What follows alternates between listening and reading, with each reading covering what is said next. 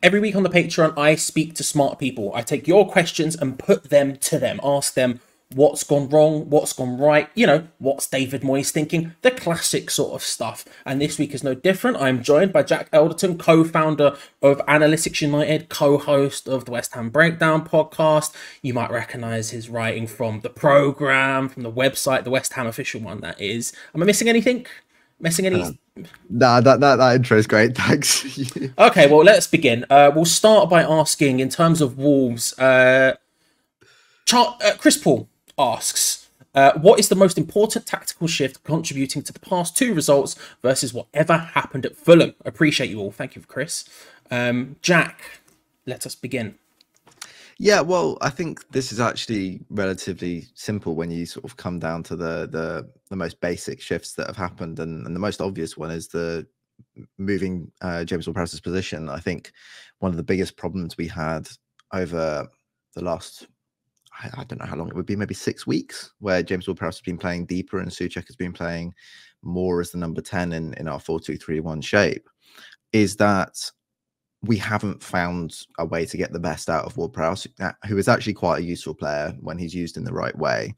And I think both defensively and offensively, it's caused us problems. And one of the things you mentioned actually just before we started, Charlie, was the difference between defending zonal space and defending man-to-man. If you think the sort of system that Ward-Prowse has come from, the approach generally at Southampton for such a long time was pressing oriented. And if you just think of generally about how he plays as well, I always feel defensively he's much better with the game sort of ahead of him and with the job of kind of chasing things down, being sort of more free to kind of release himself from his position and focus on closing down whichever man is in possession, or trying to help out the striker as they close down the player in possession by covering off the next most obvious option. Compare that to what he has to do when he's deeper, which is this constant scanning of what's going on behind him, where the striker's moving, whether they're dropping off, if wingers are coming into central areas, if there's a number 10 floating around behind him, where he needs to be cutting off angles. It's more then in that role about covering off a zone and making sure the ball doesn't come through that zone of the pitch. I think defensively, he struggles with that a lot more compared to being able to be more front-footed in the way that he defends. I also think generally, just if you look at sort of the data around him over the last few seasons or maybe even longer, it's that 1v1 against dribblers as a defender, he's clearly not one of the better midfielders in the league. He's not got a huge sort of turn of acceleration as well. So when you're thinking about moments where the ball does get played through the middle, can he then recover quickly enough to get himself back in a good position defensively? Certainly not in the same way that someone like Declan Rice might be able to. And I think that's why in some ways plugging him into that kind of role hasn't worked out brilliantly for him, because he's not got the defensive attributes or the physical attributes really to make it work. Then when you talk about it offensively, playing from deeper, a lot of what he has to do is take huge amounts of responsibility in possession and be sort of a half-turn receiver as much as he can for the team. And if you think about the way that we build up, even in the Wolves game, I've complained quite a lot this season about us using kind of 4-1-5 or 3-1-6 kinds of build-up shapes. The numbers are sort of irrelevant. The point really I'm trying to get at is that we evacuate the centre of the pitch quite a lot. We don't look to build up through the middle all that much. And generally, we like to use the sort of centre backs as real build-up engines for us. Naifer Gerd has become very important in terms of that, progressive passing. But also, when we come to the Wolves match, we'll talk about how carrying can play a role in that as well. And we tend to really look for diagonals into the final third or direct balls into the front line as a way of getting to the final third. And even if we give the ball away, we're quite confident that we might be able to pick up the second ball with someone like Thomas Souček in an advanced position, challenging there. Also, Bowen's got a lot of energy in that area. Paqueta is very good in the duels. So that's kind of an area where we like, not necessarily we want to win first contact, but if we can't win first contact, we'll try and snap in, get the second contact, and then play quick in the final third from there. And then when we do play through the centre, Ward-Prowse is the only guy in there. He's going to take a lot of responsibility on the ball. We've seen Alvarez drop out into a back three a lot this season. And obviously in the Fulham match, it was a big problem for us that he wasn't there. So it was Ward-Prowse playing that role.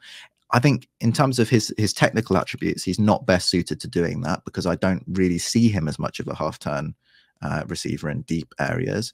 He's a lot safer in his decision making, which isn't necessarily a bad thing, but it often necessitates being partnered with someone who's a little bit more of a risk taker. If you partner him with Thomas Souček, it's not going to work out brilliantly in terms of having enough risk in the way that you play through the center of the pitch, or enough progression in the way that you play through the center of the pitch. And with Alvarez, I can see how that works a little bit better, but then you have Souček in the 10 position, and in terms of any sort of fluent progression through the middle, if Souček is then your receiver trying to combine with the striker, that's not then going to work out for you well in that area either when you're looking to build up through the center of the pitch. And then just lastly, bringing it back to the defensive side of the game, when you build in that kind of 3-1-6 or 4-1-5 shape, however you look at it, with a lot of central evacuation basically, and with one midfielder sitting in the center of the pitch, you might be able to get away with that when that player is Declan Rice or even Edson Alvarez, because they've got that physical ability to cover ground really, really quickly. If that player is James Ward-Prowse, you're going to expose yourself to a lot of transitional situations where teams can go from defense to attack very quickly without really having a midfielder that can interrupt that progression very successfully, or then if the ball is played beyond them, be able to recover quickly enough to assist the centre-backs or the defenders in a meaningful way.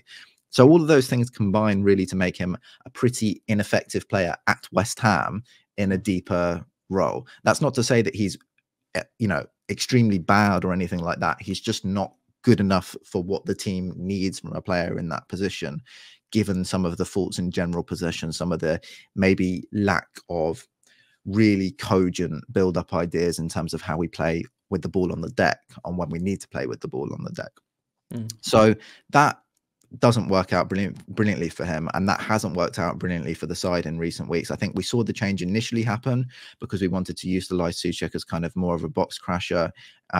We do that with him from 8 anyway, but we wanted to get him into those areas more regularly. I think thinking back to the Sheffield United game, even part of that would have been down to their weakness from crosses into the box. So we wanted to use crosses as a real way to generate opportunities, and by having Souček further forward, that would enable us to do that better. And it's not entirely sort of not worked, because we have managed to pick up results throughout this period, thanks in large part often to Souček's ability to finish chances in the final third, because he is so dominant in the boxes.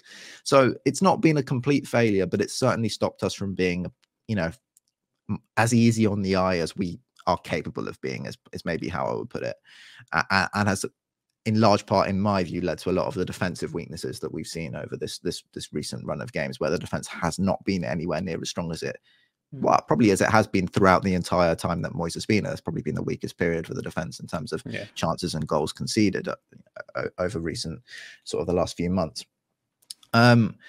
Switching that back around and coming to the Wolves game, you see one thing instantaneously, which is the press is so much better. And that is just because Ward-Prowse is so much more well-suited to that defensive role than playing deeper. But actually, in comparison to the player that he's replaced, Thomas Souček is just not as quick as a progressive front-footed defender as he is when he's sort of anticipating danger defensively. I think of Thomas Souček's best attributes defensively as being, when the ball goes wide, can he cover the fullback? Yes, almost always he will.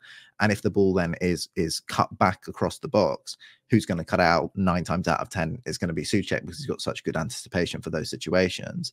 I don't really see him as someone who's going to be charging down the goalkeeper, or, you know, or getting really tight to centre backs and forcing mistakes in the final third.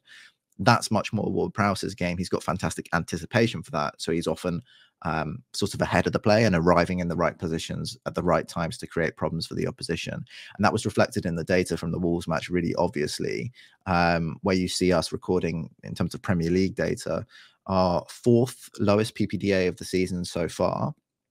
I think that's beaten by Everton, Luton, and one other, possibly Sheffield United or Nottingham Forest. Can't remember which of those 2 games it was.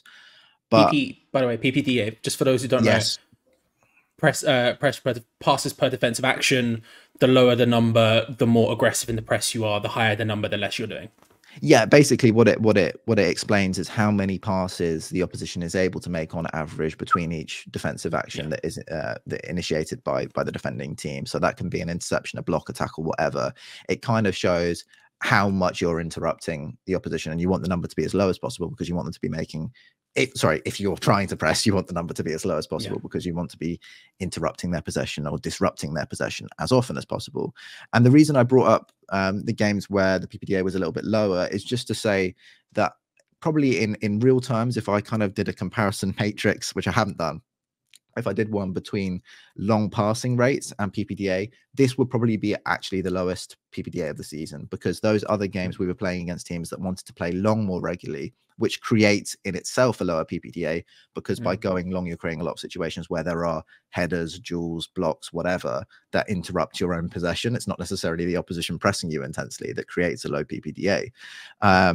Whereas in this one, Wolves didn't really play long all that much at all, to be honest. And it was more about the way that we went about our defensive work and tried to be sort of quite on the front foot as a defensive team. And I think everyone will have noticed that we were much more aggressive defensively. That allowed us to sustain periods of pressure in the final third far better. And that combined, as we spoke about, with that in possession strength as well, where you've got a better sort of combining player in the final third. And actually a lot of that central evacuation happening with Alvarez dropping between the centre-backs and allowing the centre-backs to go forward. And I think that actually links quite well with one of the other questions we got, which was about centre-backs in the game and charging forwards more than Nathan usual. Yeah, Nathan asked, I don't know if it was just the camera angle, but it seemed in the first half Zouma was allowed / instructed to carry the ball quite far into the opposing half. Is he just inspired by Alvarez to get a goal from open play? By the way, as someone who's been waiting for the moment Alvarez scored, very exciting for me personally. Oh my lord, I lost it. Or is this a tactic we can use more when playing against teams that sit deep?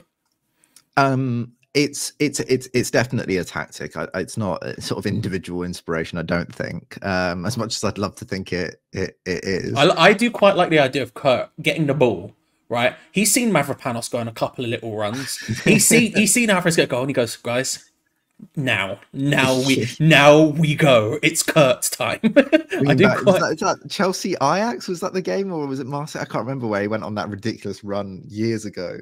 Oh yeah, I don't remember. It was definitely a European game. I can't remember who it was against. Game, yeah.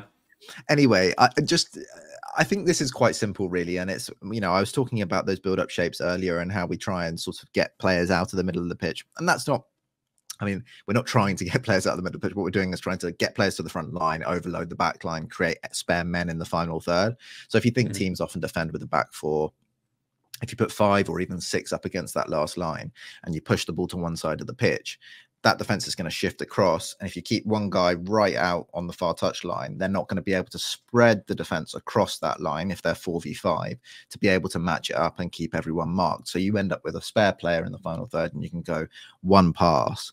And that's a lot, I think if you look at sort of what Sean Dyche talks about, some of these managers, they often talk about, it's not about long ball football as such. It's about being direct, and sometimes players can misinterpret being direct as playing the ball long all the time. Actually, it's about taking out a lot of the short passing and being able to reduce your build-up and successful entries to the final third, or to the opposition half, if you like, to just one pass. It's not always about taking risk in terms of the way that you play the ball. It's actually about generating good build-up opportunities where it only takes one ball to get to the final third, rather than having to combine through the middle and perform routines like, say, Roberto De Zerbi does at Brighton. It's just a different way of approaching build-up. Some would say more effective, some would say less effective. It depends on how you view the game.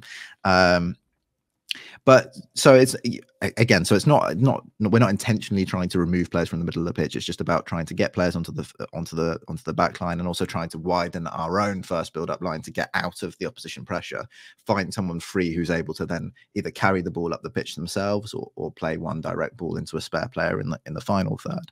I think one of the things that we do really well when Edson Alvarez is in the team is that we drop Edson between the centre backs, and that then, if you're playing against a team like Wolves were, who press with a front two or engage with a front two, so defending either I think Wolves, you could say, were pretty hybrid, right? They were either a 4-4-2 in their starting shape, but then if Soufal pushed onto the last line, as he often does, leaving his right back position and becoming almost a right winger, with Kudus coming into the half space, then Bellegarde would go back with him, and it would become almost sort of a lopsided 5-3-2 to make sure that they were matched up on that last line. They didn't want us to be able to do that overloading that we do against other teams.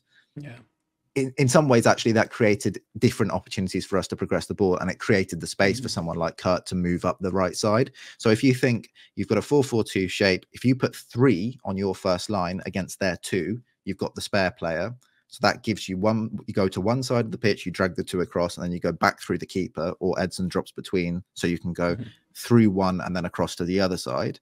You now got the spare man on the far side of the pitch. And if your right back in combination with that goes from the right back position to the right wing position, and they've decided to follow rather than stay and commit to the press, they're dropping their left midfielder off to make a situational 5 on the back line.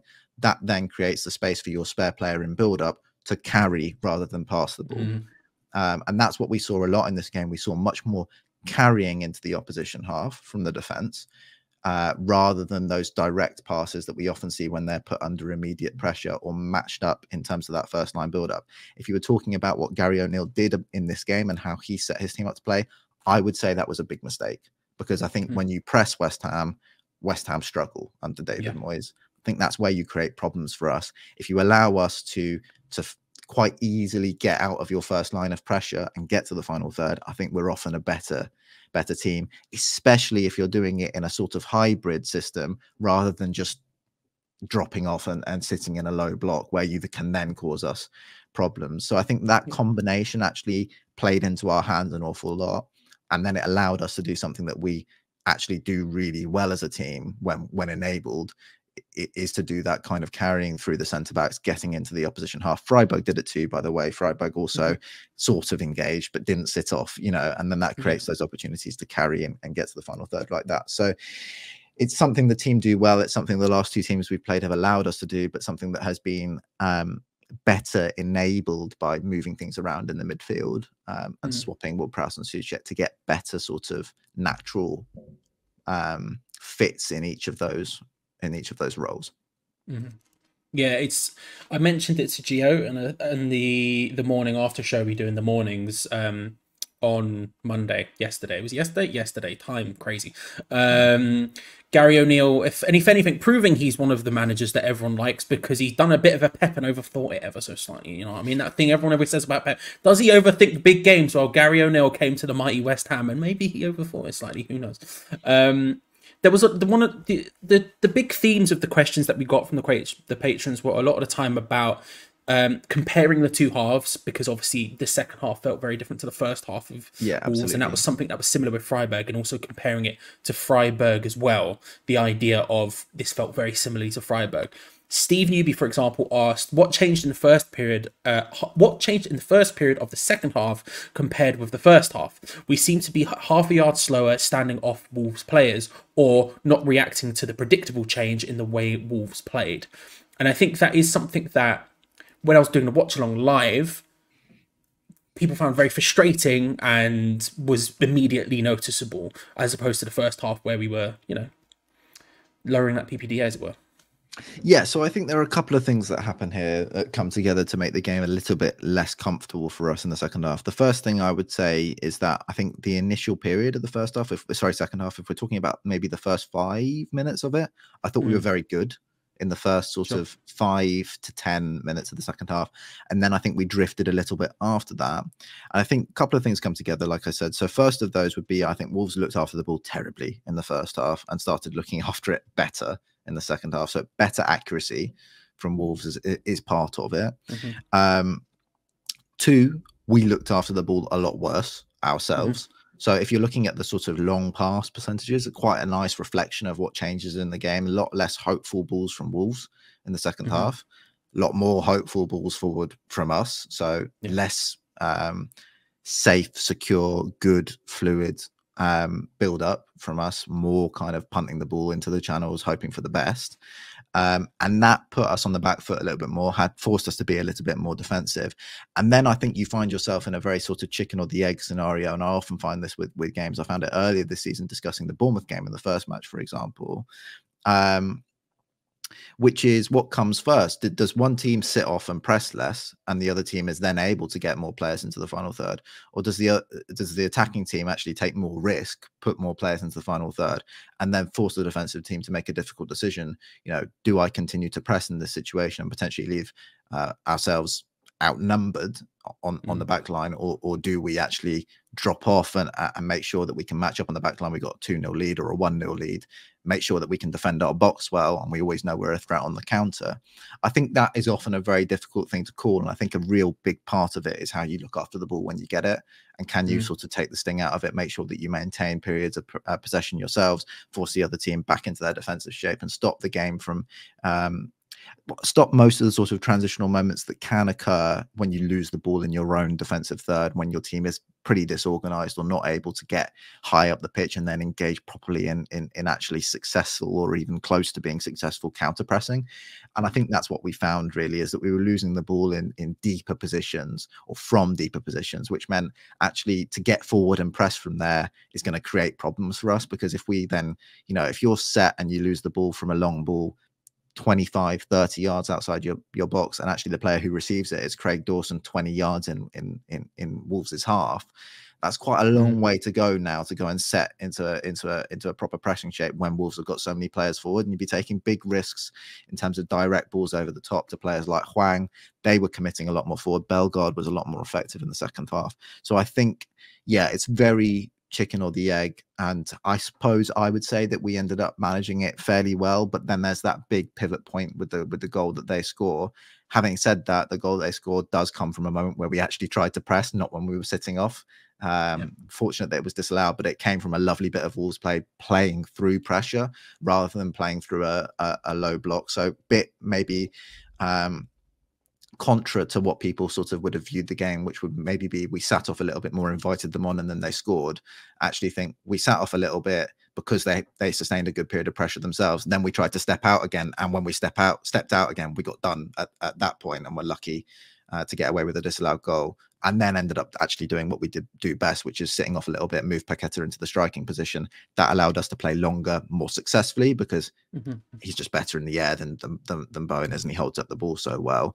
And we score off the back of a direct counter, a very, very sort of quick counter attack. Souček wins it, plays it to Bowen to Paqueta and back, very similar to the goal we scored in Prague in the final, really. Perfect direct goal, classic David Moyes, to make it 3-0, and that's you know, those are the margins really, I think, in the Premier League. Really, really tight between going 2-1 and being really difficult to see whether we'd see it out, or going 3-0 because you sit in deep and do it well, defend well, and then get out the other way and score on the counter. And the last thing we'll touch on, obviously, we're going to go deeper into the Freiburg game on the Patreon, patreon.com/HammerChat. Link is in the description below. That episode of Analytics should be up by the time you see this. So if you're a patron, go check that out. We'll be answering your questions on that. And Andy, who always asks two questions, he almost always asks two questions, one for you, one for me. But I wanted to touch on the second one for me, for your perspective as well, because I'm just quite interested in it. Because Andy asked, are you happy with a front three of Paqueta, Bowen, Kudus, and how they swap positions, or would you prefer a target man up top, say Antonio, or similar type of player from watching the game as a fan? Andy wants my perspective from a fan, but then yours as an analyst, because you're smart, right? But I want to ask you a question on this, because for me, one of the big positives for the squad right now and from this season, as much as there's obviously been a heck of a lot of negatives that we have covered every week on Analytics, and you have covered every week on West Ham Breakdown, fittingly named most of the time this season, we have the semblance, it's not quite fully there, of depth and options. And it's actually proper options. It's not just straight swaps. It's the idea of, well, we could do this a little bit differently if we do this. Like you just mentioned there, when we moved Paqueta up front, it allowed us to play the ball differently, completely differently to how if Bowen was doing it or whoever else was doing it, right? Out wide, we have Bowen and Kudus, which gives us depth and slightly different things to do, you know? On the left, we have slightly different options when you have Paqueta or Benrahma or Fornals. Even in goal, Fabianski and Areola, two quite different goalkeepers who do different things. I love, at the moment, obviously, we've had two great results in a row, Paqueta, Bowen, Kudus. Absolutely loving it. Joy to the world. Big vibes, right? But I do also love the idea of, well, when he's fit again, we do have Antonio as an option, whether he's starting in specific games because we think the way he moves will be beneficial compared to, say, Jared Bowen, or more games where the centre-back's going to get very, very physical with the forward. Antonio is probably significantly better at doing that than, say, Jared Bowen or Kudus would be. I also love the idea of not having to start Mikel Antonio in every game. I love the idea of him coming on 70 minutes. They've had to deal with, say, Paqueta, Bowen and Kudus, and then on 70 minutes. I mean, I said this to Gio on Monday, but how often do you hear Premier League centre-backs go, I hate playing against Mikel Antonio. I hate playing against Mikel Antonio. And then all of a sudden, 70th minute comes, on comes Mikel Antonio. Oh, it doesn't sound like an enjoyable experience. So it's not necessarily for me one or the other. I just love the idea that, again, it's not fully there yet. It's not fully formed. But I think realistically, probably for the first time under David Moyes, we actually have a bunch of players who he seems to trust enough to do different things and to do different roles that we might be able to tailor stuff to specific scenarios as opposed to have to do the same thing every single time without fail. Absolutely, I completely agree. There's a improved level of flexibility in the squad. I think if Antonio were back fit, he would be very useful for certain games where we want to be a more direct counter-attacking force. But huge credit to the strides Bowen has made in that role over recent weeks. He's developed hugely impressively as a number 9 in terms of how he handles centre backs physically. And that was very apparent in the Spurs game, how much he's come on in the role of late. But yeah, I think if you think about the Wolves game and what you could potentially do, I think we did a good job moving Paqueta up front. But you know, in a game like that, it would be quite nice to be able to bring someone like Antonio on for the last 20 minutes. It maybe enables you to sit a little bit deeper and be more direct, as we ended up doing anyway with Paqueta, because Antonio is such a threat in the channels, because he can carry on the outside, because he's such a physical nuisance to centre backs. It creates positive situations for the team when we need to be like that. And yeah, like you say, I think we've got a nice blend now where we've got different players who can do different things in similar roles, which enable the team to operate in different ways. One of the issues I think we have still is a somewhat patchwork midfield where we have single upside players. That's harsh. I know it's harsh, but we've got players who have such extreme upside in certain areas of the game. Souček is so dominant in both boxes, and Ward-Prowse is so good at delivering set pieces. And Paqueta is so good as a creator. It's very difficult to take one of those players off because of the situations you're thinking about potentially occurring in a game. So what if the team gets a run of the team we're playing, we're in the lead, what if the team gets a run of 3 or 4 corners? I really want Thomas Souček on the pitch for that situation. What if we get a couple of an attacking corners or an attacking set piece or a free kick around the edge of the box as a breakaway when we've been defending? Really want James Ward-Prowse on the pitch should that happen. What if we get one chance to break away like we did in the Wolves game, where there's an opportunity to combine really rapidly with Bowen? Who do I want in the position as the creator? I'd really like that to be Lucas Paqueta. And that creates a certain problem for a manager where, yes, you might have other options on the bench that are potentially enticing. Say Antonio comes back fit and he would be one of those. It becomes a difficult decision as to how do you reshape things in your midfield? Who do you lose? Which one of those things do you say, okay, I'm happy to lose that in order to shift things around again and make the team look different? So I think it's interesting. I think we've got really good options. I think one of the things that we could really do with is a very stabilizing kind of midfielder, someone who's a bit more of a jack of all trades guy in the midfield, someone who's defensively secure, decent progressor, good physical presence. I know that's asking for a lot, but they don't have to be elite. I don't think that's necessarily something that we need. It'd be great if they were, but someone who can do those things to a decent level, just so that you can bring on that player and someone else, so you've got a good stabilizer in there who can do all of those things. Maybe doesn't have the extreme upside in any of the areas, but you don't lose. It's not such a huge drop off from one of them to the next player. And then you can play around with the front line a little bit more. I think that would help the squad if that was something that we looked at. Key 2 things being progressor, good defensively in terms of defending the box dominant in their own penalty area. There you go. Well, let us end there. Jack, thank you very much for joining us. Like I say, if we haven't answered your questions, apologies. We have tons more to go for the Freiburg game as well, which we'll be going recording now, but should be up by the time you watch this over on patreon.com/HammersChat. Jack, thank you for joining on the main channel. All nice and fun. Let the people know where they can find your work if they are interested. You can follow me on Twitter at Jack Elderton. You can check out the work that we do with the West Ham Breakdown on all good, well, hopefully all good podcasting platforms. It should be everywhere. It's probably on some bad ones as well. It's probably on some terrible ones. And And yeah, head over to analyticsunited.co.uk if you want to get sort of what I think we do. I try and do a weekly email to update the when the pod has gone out, and anything else sort of if I ever do it in depth writing on West Ham on tactics and stuff, that will also appear there. So those are the main places you can find me. I'd say Twitter is the best to keep a hold of everything. And thanks for having me on the main channel. You're welcome.